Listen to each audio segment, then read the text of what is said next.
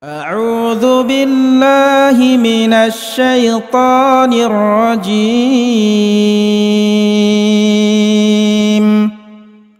بسم الله الرحمن الرحيم.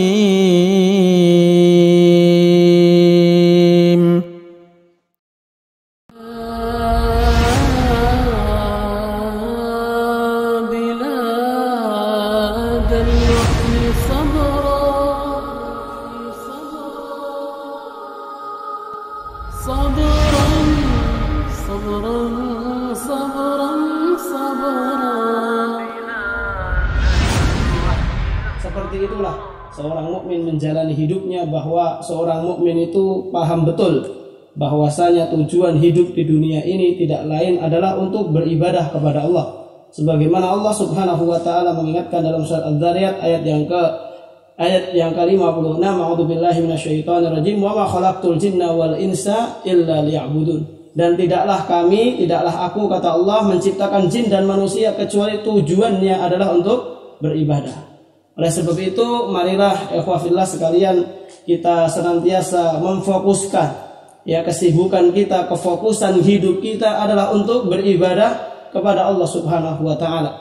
Dan di antara manfaat ketika seorang hamba itu memfokuskan hidupnya, memfokuskan pikirannya itu untuk beribadah kepada Allah Subhanahu wa taala, maka Allah Subhanahu wa taala menjanjikan kepada hamba tersebut berupa kecukupan. Hidupnya akan dijadikan cukup oleh Allah Subhanahu wa taala, hidupnya akan dijadikan bahagia, dijadikan lapang oleh Allah taala ketika hamba tersebut memfokuskan hidup dan pikirannya untuk beribadah kepada Allah. Sedangkan orang-orang yang hidupnya ini tidak fokus dengan ibadah, lebih banyak dengan urusan dunianya, lebih banyak dengan perkara-perkara duniawinya, maka Allah taala memberikan ancaman hidupnya akan dijadikan penuh kekurangan oleh Allah taala. Sebagaimana Allah Subhanahu wa taala mengkabarkan di dalam hadis sahih, hadis qudsi namanya. Hadis qudsi itu adalah firman Allah yang tidak termaktub di dalam Al-Qur'an, tapi firman Allah ini keluar dari lisan Nabi. Namanya hadis qudsi. Dalam hadis qudsi riwayat Abu Hurairah radhiyallahu taala anhu, hadis ini diriwayatkan oleh Imam Tirmidzi secara sahih. Nabi sallallahu alaihi wasallam bersabda, Allah taala berfirman, kata beliau, qala Allah taala, ya ibnu Adam, tafarraq li ibadati amla'u sadraka ghina. Kata Allah Subhanahu wa taala, wahai anak cucu Adam, fokuskanlah dirimu untuk beribadah kepadaku, kata Allah. Apa janjinya? Amla'u sadraka ghina. Aku akan penuhi hatimu, akan penuhi dadamu itu dengan kecukupan. Jadi orang-orang yang hidupnya ini fokus dengan ibadah, fokus dengan ketaatan kepada Allah, Allah menjanjikan dalam hadis ini hidupnya akan diberi kecukupan. Wa asaddu faqraka, dan aku akan hilangkan kekurangan atau kefakiran dalam hidupmu. Makanya orang-orang yang hidupnya ini penuh dan fokus dengan ibadah kepada Allah Ta'ala, maka Allah Ta'ala akan tumbuhkan rasa qanaah di dalam hatinya. Sehingga orang yang qanaah itu selalu merasa hidupnya cukup. Karena cukup itu tidak mesti kaya, jamaah. Ikhwafillah rahimani wa rahimakumullah, cukup itu tidak mesti kaya. Berapa banyak orang yang kaya tapi ternyata tidak diberi kecukupan oleh Allah. Makanya nikmat cukup, nikmat qanaah ini betapa besarnya, luar biasa sekali. Betapa banyak orang yang kaya tapi merasa dirinya miskin.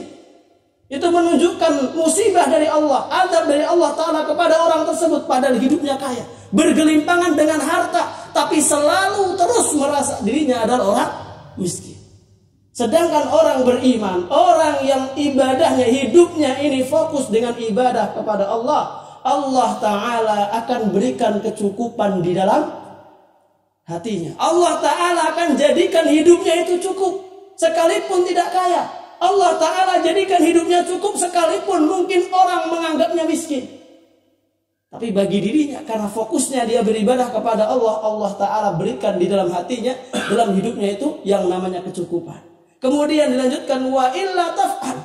Dan apabila kalian tidak melakukan itu, kata Allah, kalian tidak bisa fokus dalam hidup ini untuk beribadah kepada Allah, maka kata Allah Subhanahu wa ta'ala, wa illa taf'al, apabila kamu tidak melakukan ini, maka kata Allah, amla'u yadaika syughlan. aku akan jadikan tanganmu itu, kedua tanganmu itu penuh dengan kesibukan. Artinya orang yang hidupnya ini tidak fokus dengan beribadah kepada Allah, Allah Ta'ala jadikan hidupnya itu selalu sibuk. Sibuk dengan apa?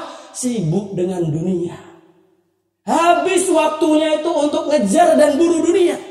Detik demi detiknya, menit demi menitnya, jam demi jamnya, semuanya dijadikan habis hanya untuk mengejar dan memikirkan dunia.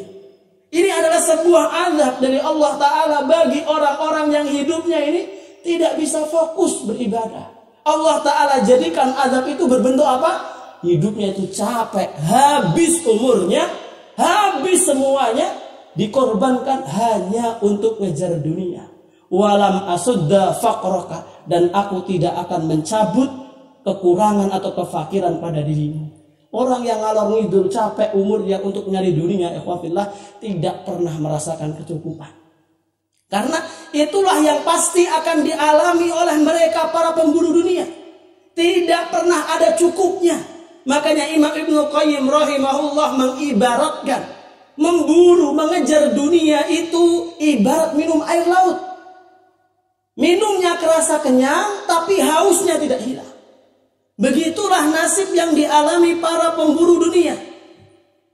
Hidupnya kelihatan capek nyari dunia, kelihatan sudah sukses, tapi hatinya tidak ada kecukupan. Selalu merasa kurang dan kurang. Kapan dia akan merasa sadar?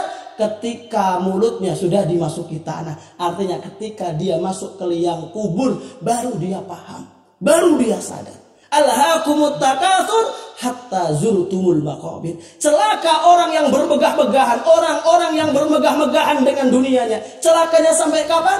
Dia mendapatkan kecelakaan sampai dia masuk ke liang kuburnya. Na'udzubillahi min dzalik. Makanya jamaah sekalian, bapak-bapak sekalian rahimani wa rahimakumullah, bersyukurlah kita kepada Allah karena pada kesempatan malam hari ini Allah Ta'ala mudahkan diri kita untuk mengisi sebagian umur kita ini, sebagian waktu kita ini dengan ibadah.